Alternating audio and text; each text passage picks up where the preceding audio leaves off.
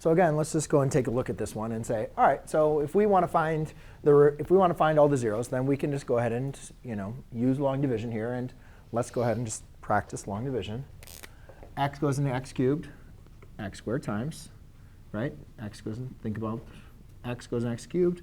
Then you just got to make sure you multiply the x squared times both these terms. So we have x squared times x, which is x cubed. X times -1 is a negative x squared. Parentheses, subtract the rows. This goes to 0. Negative x squared minus a negative x squared is going to be like adding. So therefore, that's going to also go to 0. It's like negative x squared plus x squared. Therefore, we can bring down the negative 9x and bring down the 9, positive 9. So x divides into negative 9x. The ruler just acts for the next one, which is going to be a negative 9 times. Negative 9 times x is negative 9x. Negative 9 times 1 is going to be a positive 9. Subtract, subtract, 0, and 0.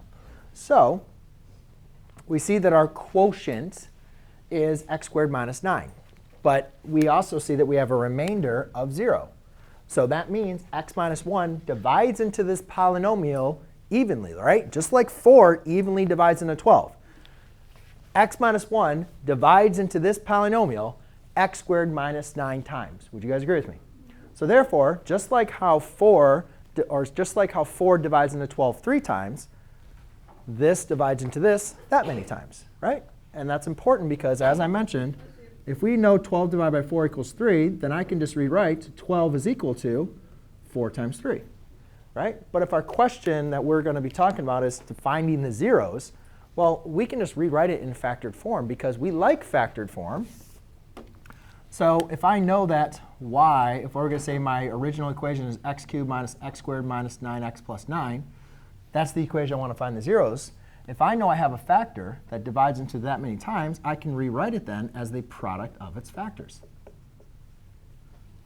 And then if I wanted to simply find all the zeros, I can just further factor this down, just like just like how 4 got factored down to 2 and 2, and 2 and 2 were both factors of 12.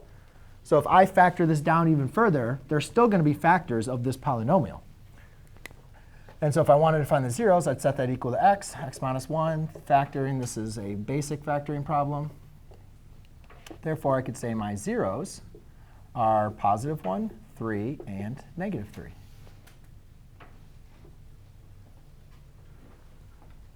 Of the polynomial.